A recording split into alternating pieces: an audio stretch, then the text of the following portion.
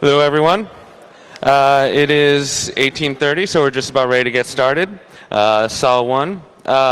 Just a reminder to everybody to silence or turn off your cell phones. If any of you have questions during the talk, we have the microphones. Just queue up at the microphones and speak and ask your questions into the microphone so that they can be recorded. We have Manuel Attag here giving a presentation entitled Security in the Cardholder Data Processing. He does security audits for credit card processing companies, and he is going to, I'll turn it over to him so he can tell you all about it. Thank you.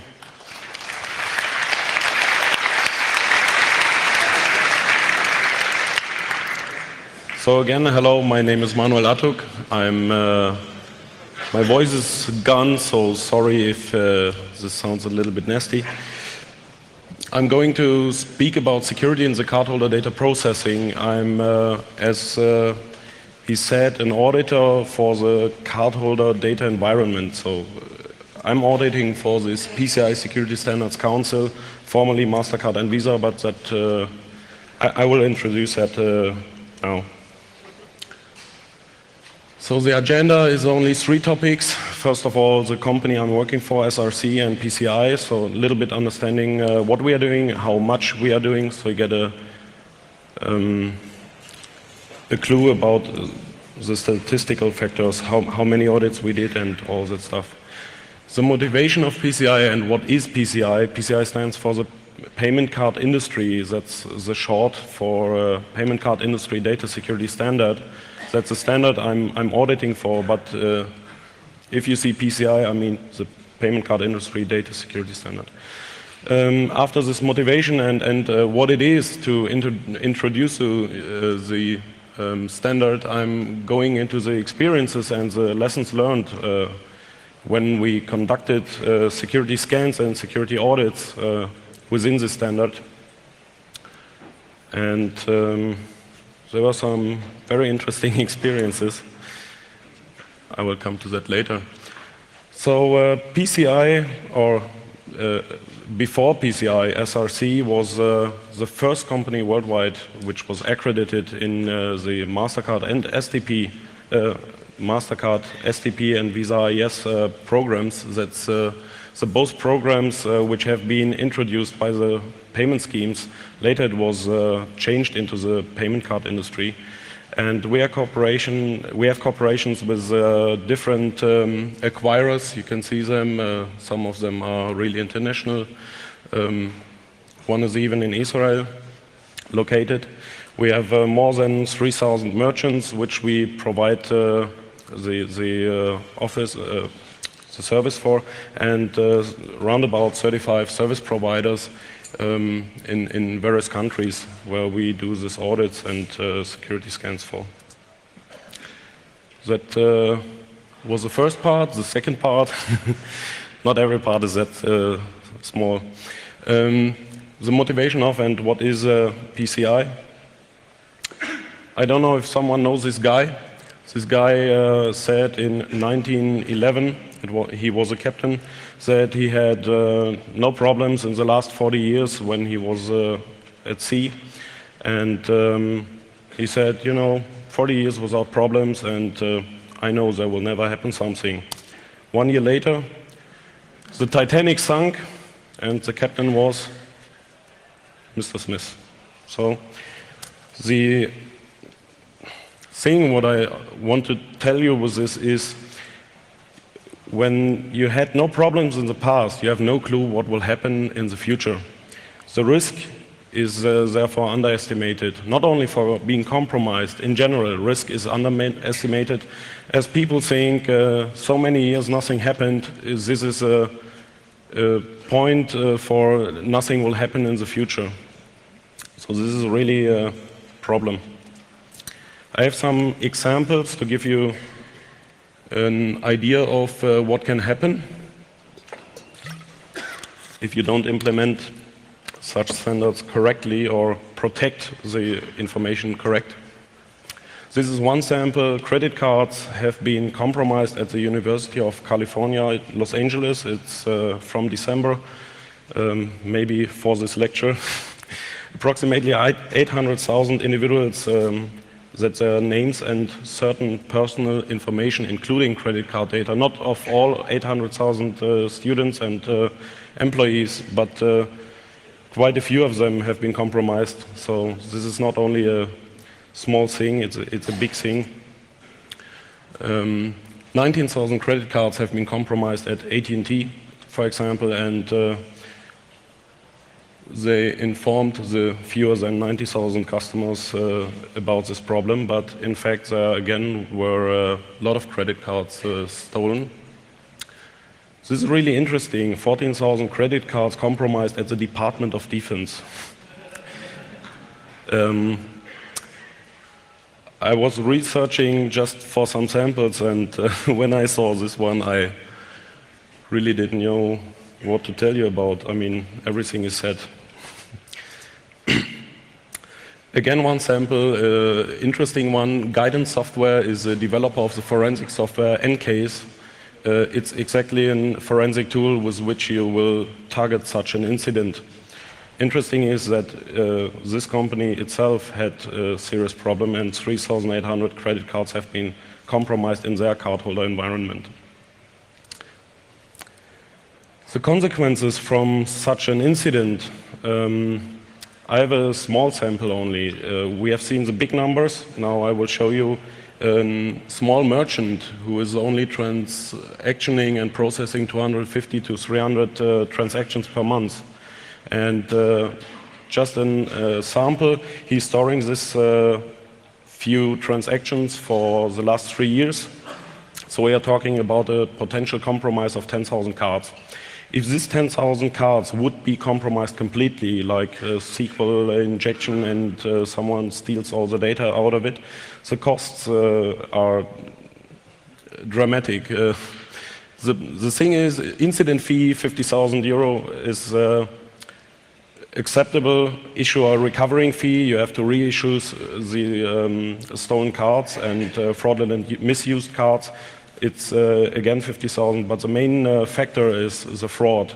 Fraud for these 10,000 cards will raise up to 20 million euro, because fraudulent used card is around about 2,000 euro. It's $2,000 to $3,000, depend on what is the value of the card. But in fact, this is a big thing. What I didn't calculate is the cost for the litigation, and even the reputation is not in this summary. But you can see this was only this small merchant, and the big things we have seen before, the samples, are much more bigger. So this is really a problem for card schemes and, of course, everyone who's involved in the cardholder data processing. The answer to these problems was released from MasterCard in 2002 and Visa in 2001. They had introduced two programs, the site data protection and the account information security programs. They are split into four things. Three are the auditing parts, and one is the definition of some things like levels, deadlines, penalties. The incident fee, for example, 50,000 euro, is defined in these programs. And the self-assessment questionnaire, the security scan and security audit have been defined to be conducted from accredited companies who know how to check with this standard for the compliance, and check in which level, for example, a merchant or service provider is classified, and if the deadlines are correct and all that. Later they joined forces, so since September 2006, not only MasterCard and Visa, but some major other card schemes founded the PCI Security Standards Council and wanted to develop and maintain the standard together. So this was an agreement between the card schemes. And the current actual version, it's 1.1, it's released in September 2006 when they joined the forces, is split into 12 main requirements. It's structured into 6 areas. And it's relevant for every member, merchant, and service provider that is storing, processing, or transmitting cardholder data. This includes, for example, someone who is doing only the data storage for another company. So if he's storing cardholder data for another company, he's classified as some service provider who's storing cardholder data. So he has to store that in a compliant way to these requirements. The requirements are, as I said, structured in 12 requirements. Just to go quickly through them to get a clue for what the standards stands for. Requirement 1 is install and maintain a firewall configuration to protect data. It should be common sense, but in fact it's not. So it's put into the requirements. The second one is do not use vendor supplied defaults for system passwords and other security parameters. That is also something that should be quite clear, but some of the worms, like the SQL Slammer, did show us that some vendor supplied defaults are not changed. So this is addressed in this requirement. The main requirement is requirement 3, protect stored data. You have to store the data encrypted, or you have to mask or corrupt it so no one can get the full track. The fourth requirement is encryption for the transmission of cardholder data and sensitive information, which is the expiration date, for example, across public networks. So if you transmit this data, you have to encrypt this data line. This is addressed in this requirement. The next one is use and regularly update antivirus software. It's again one thing to address Trojan, malware, worms, whatever. Next one is develop and maintain secure systems and applications. So you should have a patch management, change management, and check patches before you install them. Maybe something is crashing or a patch is not 100% correctly. So this is addressed here. The next ones are requirement 7, restrict access to data by business need to know. This is really important because normally you give a lot of people access to data, to sensitive, and we have seen one of the card numbers has a value of 2,000 euro. You give too many people access to it, even if they don't need it for the business process. So this is addressed here to critically ask for, is it really need for the business process or whatever, and if not, just restrict this access. If access is needed by business need to know, requirement 8 comes into mind. It's to assign a unique ID to each person with computer access, which can access full card numbers. So you can track back to an individual who was connecting to this data or viewing this data, or maybe even which account was compromised, and with this one data was stolen. It's interesting for the reconstruction of the incident. Requirement 9 is a restrict physical access to cardholder data. So this is mainly what is done on site at the data center. You check if the rack is secure, if the data center is secure, that no one can gain access without viewing that he has a business need and all this stuff. Requirement 10 is track and monitor all access to network resources and cardholder data. So you should have audit trails for every access. You should reconstruct in case of a compromise what happened. A lot of log files are not present if you need them, so this is addressed here. Requirement 11 is regularly test security systems and processes. So you should do some penetration tests, security scans of your systems to check and to ask if everything what you did implement is still functional and working, or if there are again security holes and gaps. And here is also addressed the security scans that accredited auditors have to do. Requirement 12 is the information security policy to address information security. This is mainly addressing the management. The management should give a statement out to say, yes, information is value for this company and we should protect it, and therefore the management should get an approval to give resources to protect cardholder data. So this is addressed here. You must, of course, have policies to define who could access what and why. Links where you can for example, download the standard, some add-ons and additional glossary and all that stuff is PCI Security Standards.org, which is a new website of the joint forces. The Visa EU AIS program website is located as visaeurope.com. Visa USA has a CISP program, which is very, very similar to AIS, but Visa is located or split it into 6 different regions, and USA called it CISP, Cardholder Information Security Program, and Visa EU decided to call it AIS. It's maybe for marketing purpose, I don't know, but I did put the link for the USA also into it because there are some additional interesting information on there.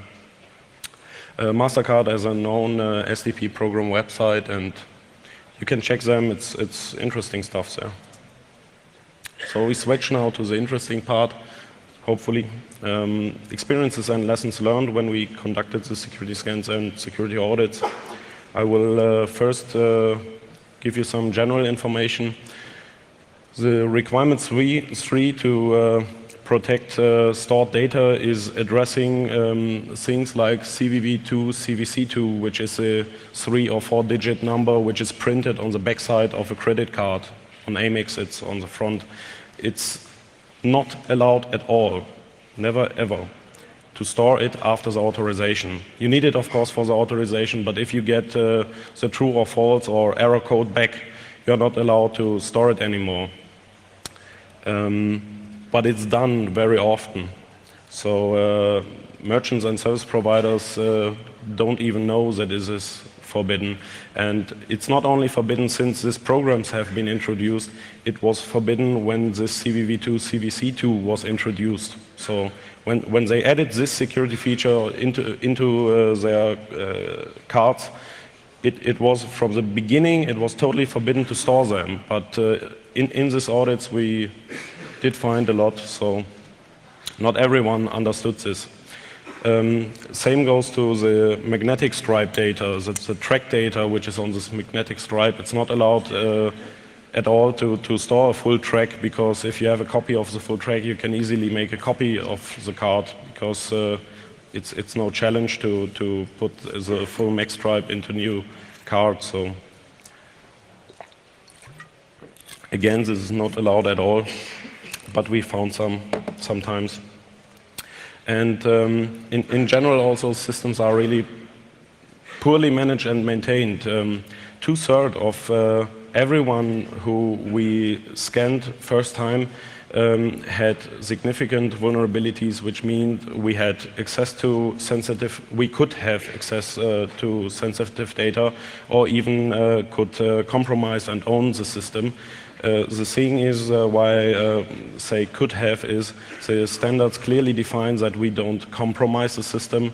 It's a scan which you have to do by fingerprinting technologies and all that to check out which kind of patches are installed or not. If you're not sure, you have to put them into the report and classify it. But in fact, a lot of people have really serious problems with this at the first scan. When they finish the scan and they get the report where is written what serious problems they have and what minor problems they have, they could fix them or not. It's sometimes only informational things. It's not every time a problem. But the way is they get the report, they can check what is the problem, how can they fix it, and after that they must pass a clean rescan. And 1/3 fails even to pass the second scan, because they didn't patch or update or harden the system in a correct way. So this is really interesting because even still, after they know exactly what is the problem and how they can address it, they're even not able to fix this really secure. And these numbers are irrespective of the number of transactions which this merchant or service provider is processing, or even the size of organization. So this goes cross through 2-3 people, employees, companies, like up to 500, 600, 1,000, 1,500 people, companies. So this is an interesting number. The interesting things we found in security scans have been an X-Display Manager control protocol, which was up and running. I mean, remote management is done a little bit different, but in fact we found it. Running IRC server in the payment processing environment was also very interesting, because I have heard of e-commerce transactions, but IRC transactions, I don't know. Even the next one, BitTorrent, Amule, and eDonkey, peer-to-peer e-commerce card transactions, I don't know. But in fact, this was found in the cardholder processing environment. I mean, if some administrators or whoever want to have some peer-to-peer, they should put a separate DMZ on and put this machine into it. But they put it on productive machines where cardholder data is processed. So this is really interesting. SSL version 2 protocol was very often active. The thing is that in the configurations, this is a little bit tricky, I guess. For you, I think it's very clear, but for people who see this string of configuration to fix it, it's maybe too much. So normally only SSL version 3 and TLS version 1 is allowed, but the default of Internet Information Server and, for example, Apache is SSL version 2 is active, and guess what? It's not hardened. Same goes to SSL encryption. They have, of course, 128-bit encryption active, but the thing is, all other defaults also. So you can force the server to go down to, I don't know, 56-bit DS encryption, and the server is doing it because it supports this weak encryption, and this fallback option, of course, should be not allowed, but we very often found this.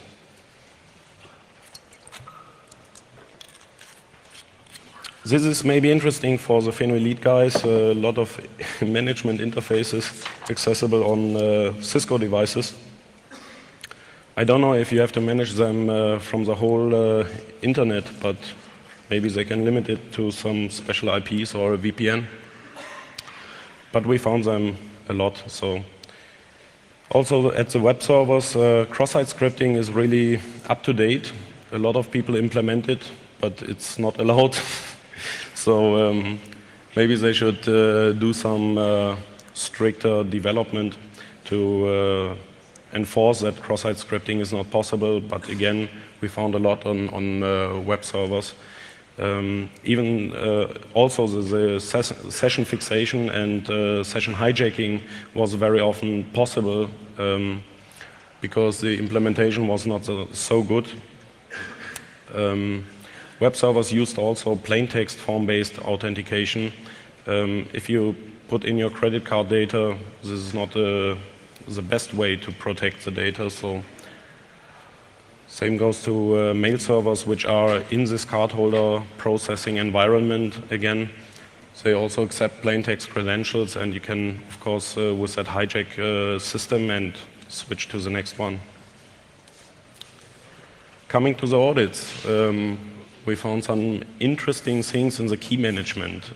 Key management is normally a very well documented process, but maybe it's too complex for a lot of people to understand what a split key and a 4i principle is. What we have seen in implementation was not to generate a key, split it into two parts. Two key custodians are, with the four eyes principle, responsible for each part to have two people handling the key. They made it the way that they encrypt the data with the key of one guy, and the encrypted data is again encrypted with the key of another guy. That's no split key technique, because the first guy, of course, can make a copy or a dump of the data and then encrypt it. That was not really a four eyes principle. But this was one try to implement it. We changed that process later. Also interesting was a company, they had this split key and four eyes principle in the processing environment very well implemented. And when we asked how the key is generated and stored, they explained that the database administrator is generating the key, splitting it, putting it into the database, and then it's protected by two different people who are responsible for each part. I mean, he could make a copy, but they didn't realize it. After I mentioned it, they immediately changed this process, but that was an interesting implementation too. One thing we found in a very big company, they had an own developed, or a software vendor developed an application for them to process the transactions and to work with them. And they had, in the chargeback handling module, they had implemented a patch to mask the primary account number for 8 months. So it was, when we addressed this problem, they said, no, it's already addressed before 8 months. We have changed it into the maximum we can show. It's shown there. You can show the first 6 digits and the last 4 as a maximum. And this is no protect worse primary account number, because you cannot reconstruct the full number of the first 6 and the last 4. And they said, yes, we have already masked the data in a compliant way. And when we went through the websites and the chargeback handling module on site, we saw the full number. We were asking, is this correct, or what about the patch? And they said, maybe it's a test account, we should check another one. And again, the full number was shown. They didn't really know what to say and started to phone to the software vendor. And finally, it came out. They released this patch, it was implemented, everything was fine.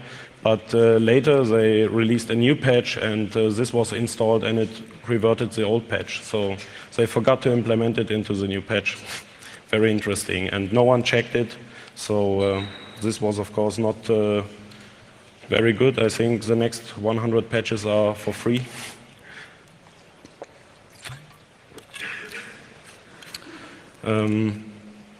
What also is really interesting, the thing that you have, the standard requires everyone to have a unique user ID.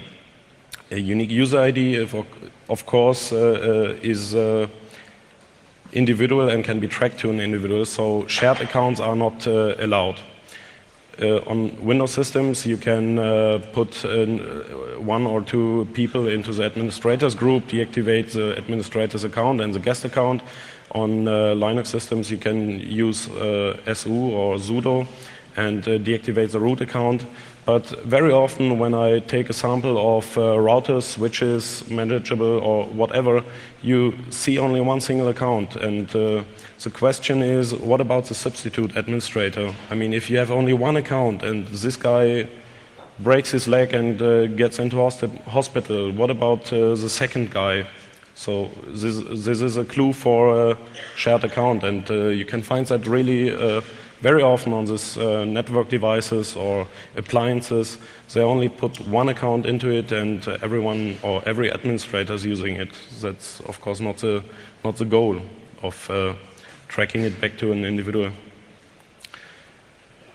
Same goes to the wrong implementation to deleting data. Deleting data secure is wiping it. The standard defines some military wiping. It's classified like you put 7 times zeros and ones over it, and finally 2 times random. I guess, and instead they only delete the data. So they generate batch files with tons of credit cards in, sending it over via secure copy or whatever, and finally delete the file. So an attacker could easily, if he gains access to the system, reconstruct the file in some seconds, minutes, and make a copy of it. So this is no secure deletion, but we find it very often. And even in commercial software you can buy to process cardholder data, this is really often not implemented. Software is generating temporary files which are finally deleted, but contain, of course, again the full numbers. So even the software vendors have to understand this to securely delete every single file which was generated, even if it's temporarily generated. But I think there is a lot of work to explain that to all the developers. This thing was really interesting because it impressed me. A company with 600 employees, and of course they have visitors in the meeting rooms, they have public accessible JACs, you can by DHCP get an IP address, and there is no segmentation, one single company-wide intranet for the 600 employees and all the visitors, and everyone can potentially access all servers, hosts and mainframes. That's a really interesting trust relationship.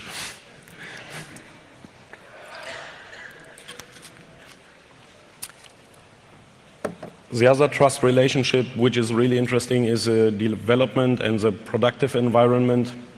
Some people think they can spare some money when they put everything into one machine or one system. This is done for different reasons. Some systems, they say, are expensive, or operating system licenses are expensive, or it's too much work to have in development and production system. So they put everything on one machine, they can develop on it and easily make a release, and the release is processing the data.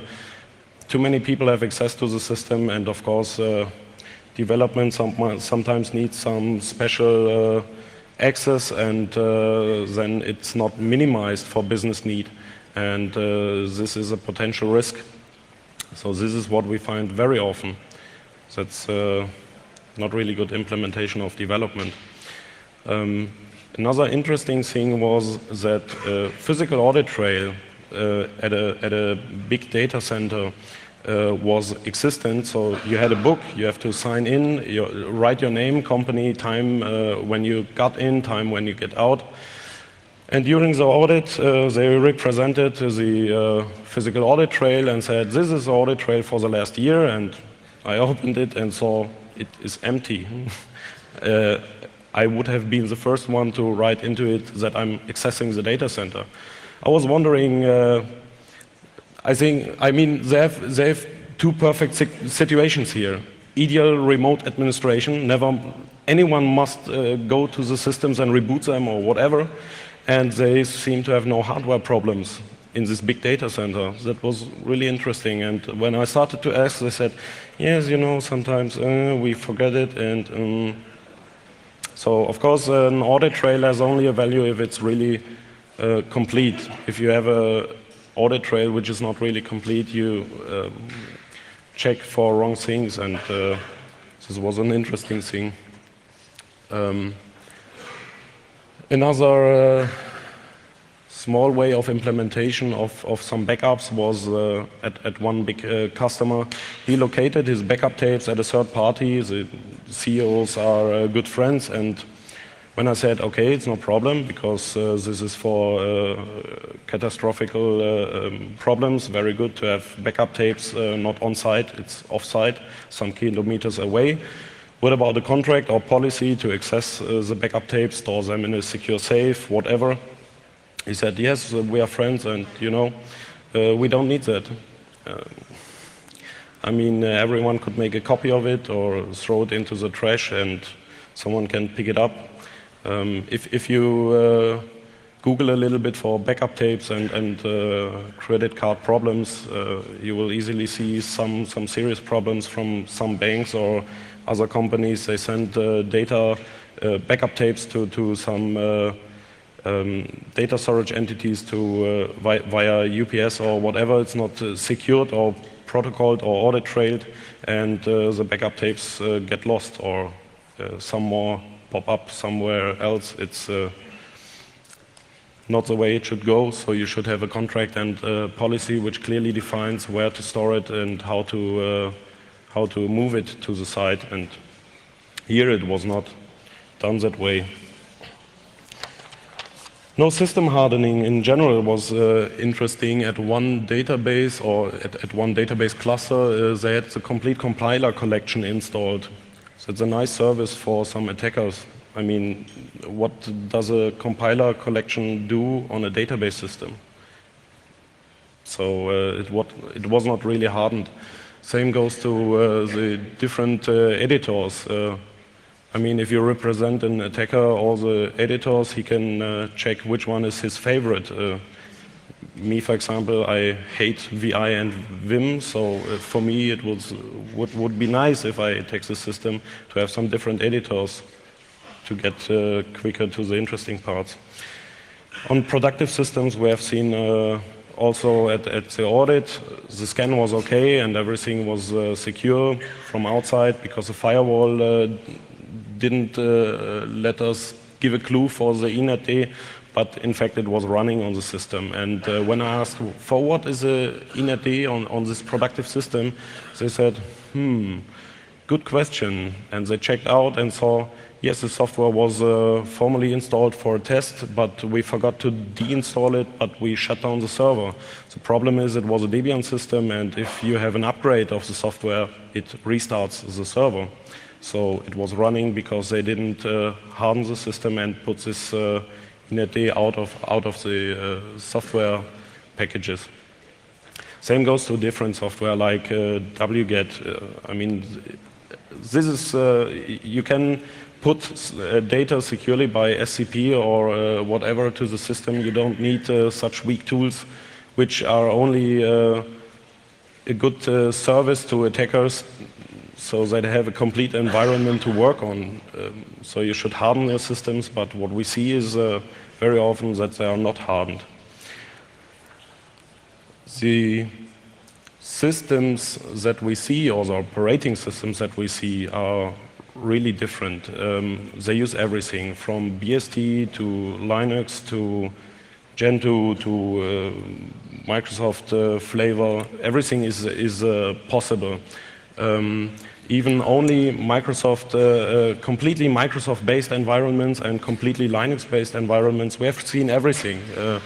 But sometimes we also see some very old Red Hat 6.2, Red Hat 6.0, SUSE, I don't know, 7.2, and Windows NT, and some very old Debian stable distributions which were still on the productive system up and running, but in fact these are no more maintained, and you don't get security patches for these machines, and they are still processing cardholder data. So when you start asking for the patch management, we switch to the next one. We have two options of answers. The first one is we will it's wrong.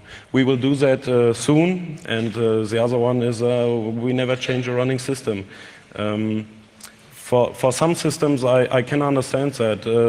For example, Sun, if you get in Sun AIX, if you want to install a patch on it, you have to shut it down to a single user mode without internet connection and all that stuff. So 24/7 up and running system is in maintenance mode, and you can't do your processing. So this is really a lose of money, and that's not really a good way. But the unmaintained distributions, I mean, that's definitively not discussable. They should upgrade, of course, the systems. But in fact, it's not done every time. Full primary account number in log files. You know, it is required to have a lot of audit trails and log files, but what we found out sometimes when we check the existing log files on site is that they forgot to filter the full pan in the log files. So they have an encrypted database with AIS 256-bit strong encryption. And next to this machine, the web server is based, and it receives the e-commerce transactions from the web server, and it's storing the full pan in the web server log file. So here it's protected, and here you have simply forgotten to filter them out. Another one did his job, but not 100% correct, because he filtered the GET requests, but some of his merchants used POST requests. He didn't know that because he said our service is a GET request. When we found this out, he was wondering why POST requests are existent. He checked this with the merchants and found out that they are using it because they implemented it that way. They didn't know that it's only limited to GET requests. So you should, of course, clearly define what you are using, and if you implement the filter, you should, of course, check if it's really working. So we had a lot of card data in this log files because they are, of course, stored for a minimum of more than 1 year, and in 1 year you can have a lot of card data in the log files. The CVV2 and CVC2 within the database.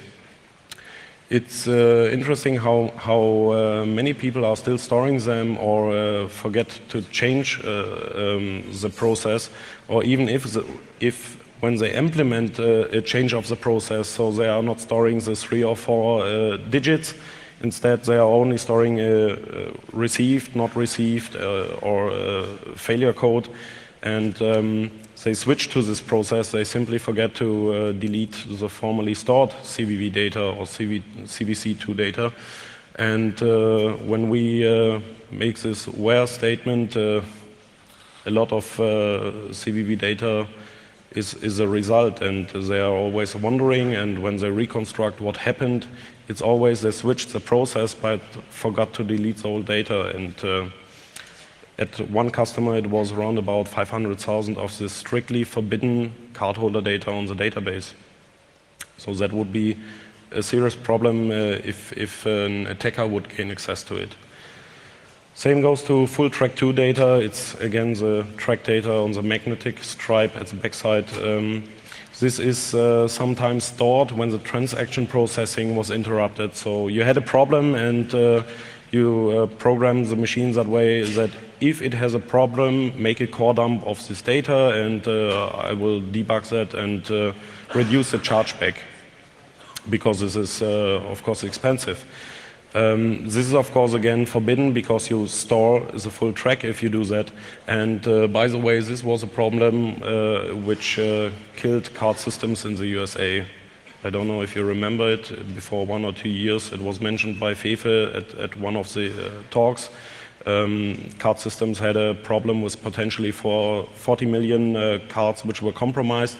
In fact, after the investigation, they found out 214,000 tracks have been fraudulent misused, and the company doesn't exist anymore. In Google Cache, but no more. The firewall rule set, yes, very interesting is a lot of people are still not using a deny all rule.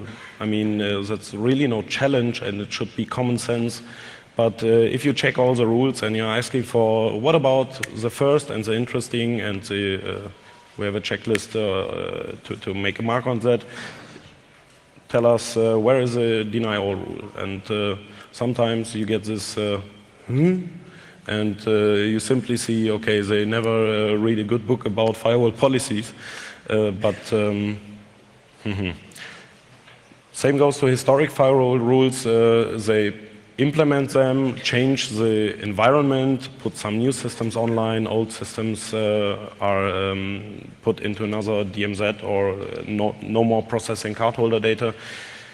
But in fact, the firewall rules are not updated, so they are not even regularly reviewed to see here is still a historic rule and it should be deleted now. And these historic rules are sometimes a problem that peer-to-peer or whatever pops up and uses this open line.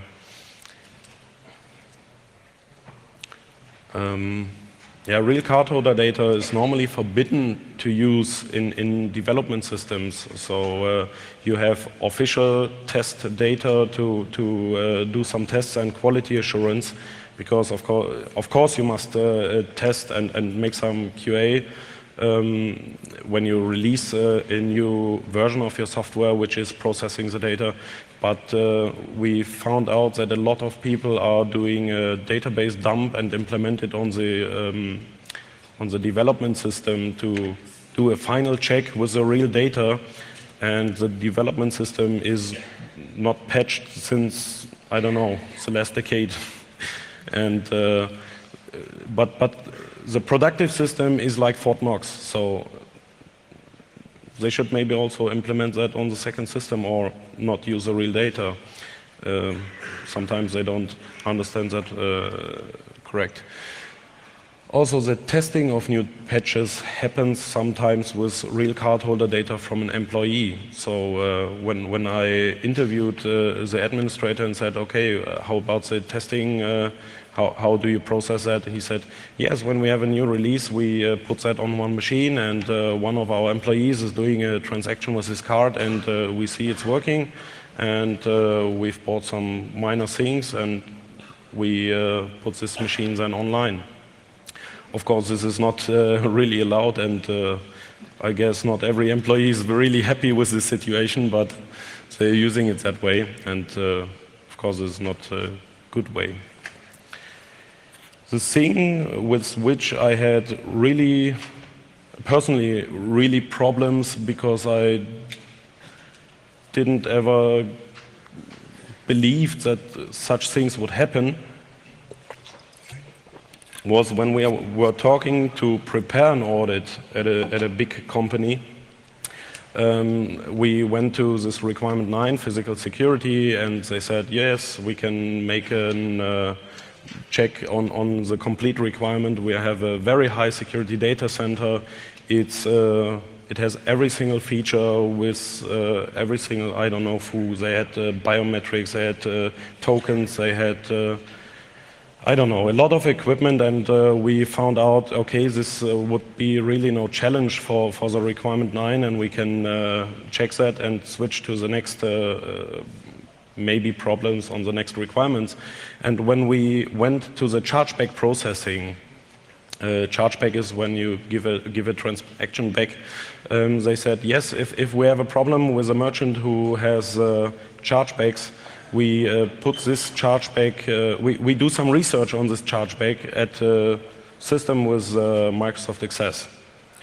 And I was wondering, like a high secure data center and a system with Microsoft Access where they do chargeback handling, more details please. And they said, yes, you know, one of the employees' workstation has Microsoft Access. He puts the data from the last year in, because chargeback could be in the last 180 days, and it will be announced latest 180 days later. So we have 1 year of history in this Access database, and he is doing some investigation to find out if it's okay or not.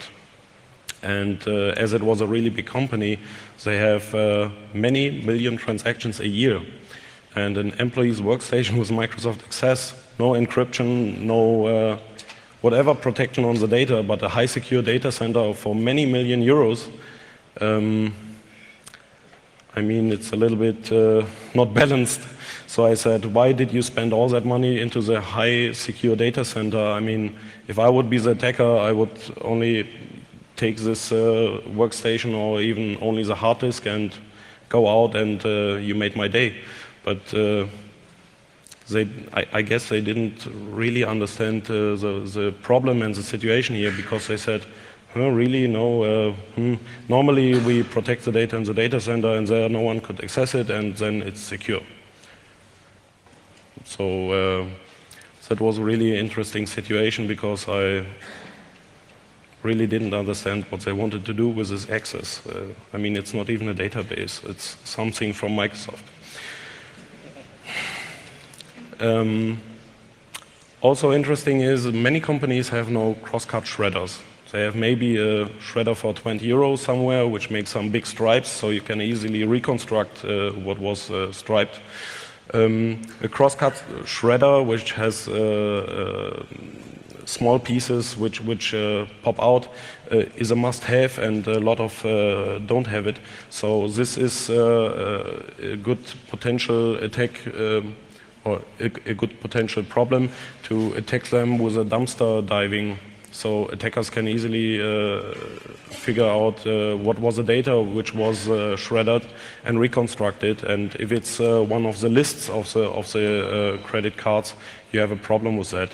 So that's the reason if you check out, you get a receipt for every transaction you do at a point of sale. Some of them are already masked with only the last 4 numbers or 6 numbers and some X's and the last 4 numbers, or with stars. This is changed because a lot of people buy something, take this receipt and throw it into the trash. And a lot of people found out that it is very efficient to clean this trash before the cleaning guys arrive. And that's the reason why this is currently changed. A lot of companies have already this masked receipts for the customer, but some even today use the full number. So don't throw it away. Cross-cut it yourself. If they don't do the security for you, you must do it for yourself. Yeah, the racks. The racks are sometimes also very interesting. If you check the data centers, you see a lot of interesting implementations. This was a situation, the sidewalls of the rack, the rack itself and the data center, everything was secure. And I said, okay, can I check it? Front door was locked, back side was locked, and I saw at the sidewall were some plastic levers, you can put them down. And I said, can I try to? And they said, yes, of course. And the complete sidewall was in my hand, and I had full access to all servers and patch panels. I said, for what are you locking the doors if the side is open? You have 2 sides, so you have the front and back secure, but both sides are open. That was an interesting exploit to physically access the servers, because they never expected someone to open the rack from the side, because it has 2 doors. Another one had 2 different models of racks, and one was higher than the other. So one was like until here, and one was like here, and here is one side which is not protected. So you have to put a sidewall on it to protect the access to the systems. But it was open, so I could get into it, and in this difference there was a patch panel. So I said, what about here? I mean, everything is locked, everything is secure, but I can access the complete patch panel without doing some really stressy lock opening. So they didn't remember or check if you have differences in the high of the rack, that you can, of course, access it that way. At another data center, everything was fine. We went into the room where the racks are stored, and we saw everything was clean, correct, only one table, and to sit there, everything locked. So I went there to check if it's really locked. The side walls were closed. And when I turned around, the backside was open and all the servers popped out. And I said, what about this backside situation here? They said, yes, you know, we bought the racks before and the servers later, and the servers are longer than the rack, so we can't close it. So from the front side, everything was okay, but when you go around, everything is open and you can access the full systems. And I mean, that was not that good. Finally, because our time is running out, I want to present you some statements which we heard when we interviewed them or tried to explain them their serious problems. One guy said, we need no policies or procedures, everything is inside my head. So it's an interesting implementation of living process of security. But of course you need policies and procedures because security is a living process. You have to put some policies, procedures, organizational and technical measures to address the risk, but that was a statement from a CEO. The next one is a generic one. They say, we never faced an incident since I don't know how many years, and we are secure, so we don't have a problem with the risk. And that is exactly what this Captain Smith said. You have no clue if the last 20 years nothing happened, that in the next 5 minutes something would happen. But this is a generic answer you receive many times from administrators, developers, CEOs, whatever. The next one is an interesting one. We don't deal with shoes, of course, we are secure. Every time I remember that one, I realize or think about Al Bundy. Don't deal with shoes. But you have seen sometimes it's really so poor that it could be addressed to Al Bundy. A statement is also, the system is running for more than I don't know how many years, we can touch this running system. The record of this was a system, it was a host system which is running currently for 23 years. It's amazing, but they can't turn it off, it's processing 24/7. They have very few special maintenance modes, and they tried to change the system to a new version or type of infrastructure 3 times and didn't make it.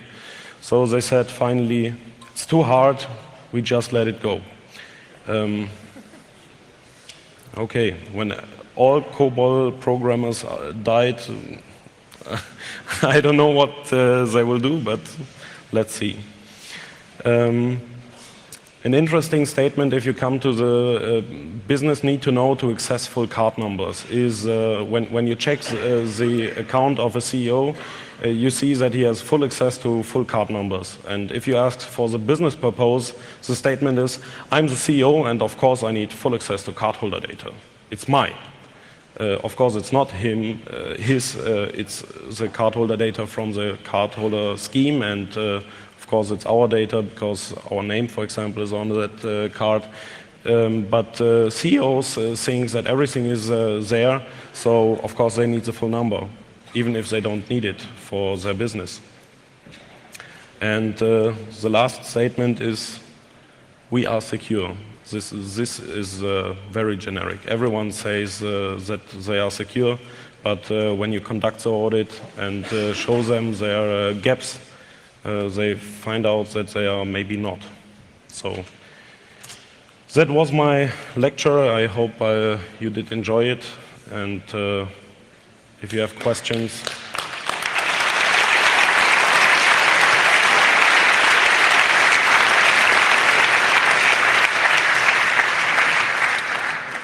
If you have questions, ask now. My voice is going.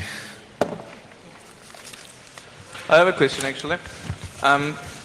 Like a few years ago, like we discovered that one of the companies who are processing this credit card data was using GET requests. So, and they had a WebTrans live server where whole enterprise could access, where you just click and like see in the Apache weblogs all the cardholders' data.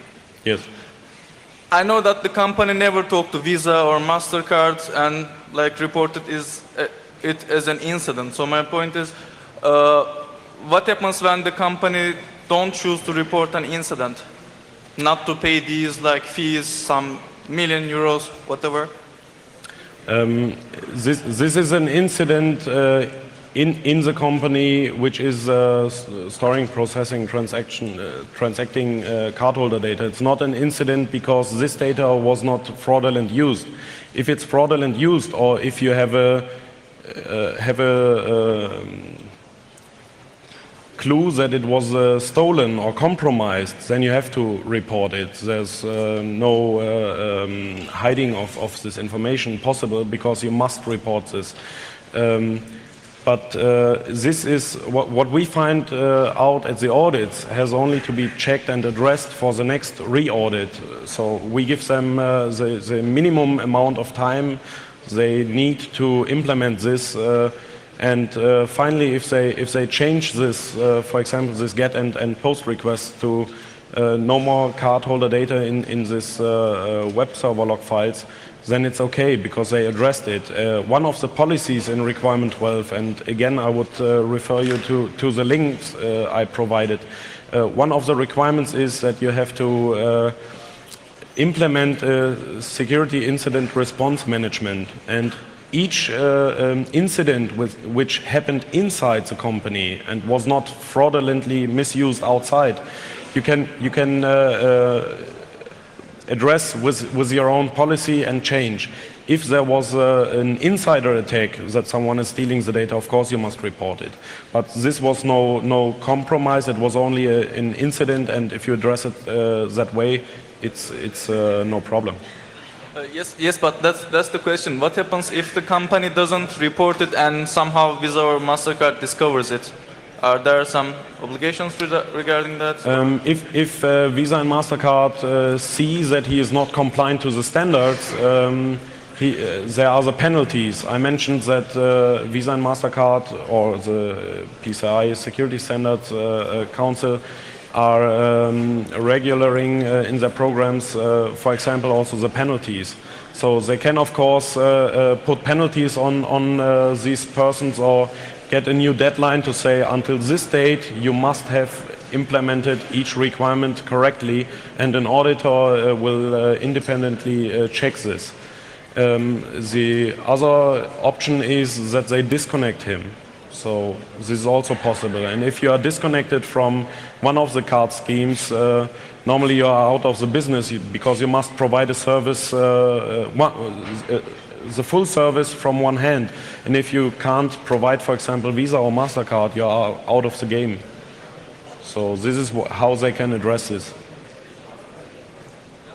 One question. Yes. In the beginning of your presentation, there was a slide about example merchant with about 3 years worth of credit card data and 20 million euro of damage. Yes. It looks like it was a slide for bankers, not for Chaos Computer Congress. It's a little bit over-exaggerated. The figure of fraud damage is exaggerated in this slide. The assumption here is that all the 10,000 compromised cards are fraudulently used. Yes, yes. Assumption in this slide is that if somebody for 3 years steal it daily. You can store the cards for 3 years in your database. If it's only 10,000 transactions, you have 10,000 tracks in your database. Yes, but they expire. Cards do expire, and this exaggerates your situation, well, several times. So it is a sort of paranoia which you are selling for bankers, not here. And that's a sort of complaint, not a question. To address your assumption, correct, is if you store the last 3 years, a card has an expiry date normally for 3 years. Let's assume only 10% of this is compromised, 1,000 cards. You have again a fraud of 2 million euros. Yeah, 10 times less. A small merchant cannot compensate that. Can I simply will be disconnected and out of the game. If 10 times difference is about the same, can I take 90% of your money from your pocket right now? Yeah, okay. Another question about the standard. From what I understand, PCI is only implemented by credit card companies. Yes. Are you aware of any similar standards for other card-based schemes like ATM card, electronic cash payment schemes? Of course, you have standards for them which are defining how you have to secure this. The payment card industry data security standard is addressing e-commerce transactions, point of sale transactions, and mail order, phone order transactions with credit cards. So this is only addressed here. You have, for example, for the German debit card, you have the ZKA standards which are addressing security features and some other implementations, but that's not part of this lecture.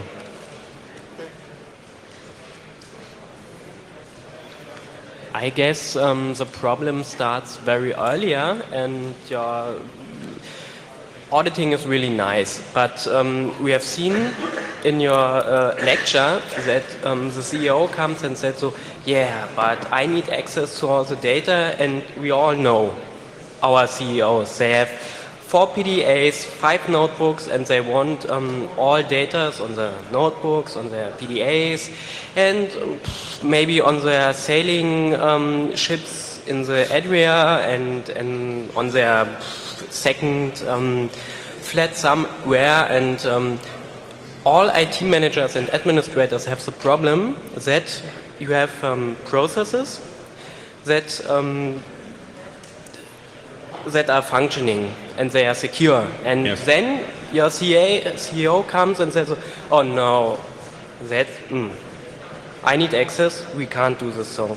And that's the point where, da führt sich das ab absurdum.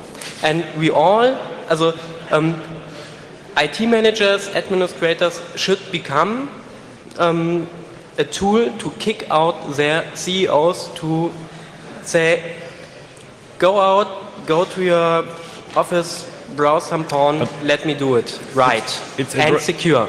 It's addressed here in the requirement 12, the information security policy. There is a requirement that the management has to sign this statement duly. So they must sign the statement that this information has to be protected in a data security standard compliant way. So if something happens, the management can't say, oh, we had no clue that this happened. I mean, if he signs that the company will protect the data with this standard, and the CEO is, for example, the one who signed it and is storing the data in an unsecure way, the problem will be him and not the administrator. So this is addressing already this problem. Thanks. How do I do single-click shopping without storing the CCV2? That is recurrent transactions. You can do something like abos and recurrent transactions.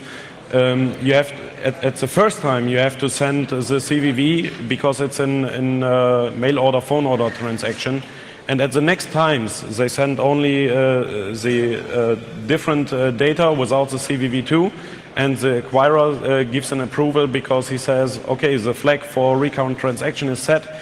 It's still in the time frame which we defined as correct, and he can do the shopping.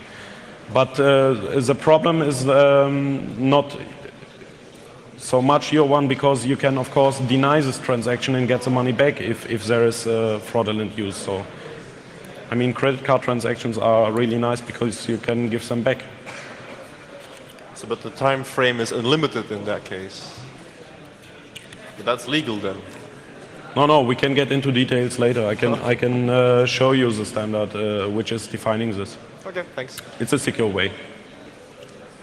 Hello. These pen tests are periodic. Please? So these penetration testing, it's periodic. And to companies that are already PC 1.1 compliant. So how can they be PC 1.1 compliant and still be running stuff like Red Hat 6 or SUSE 7.0?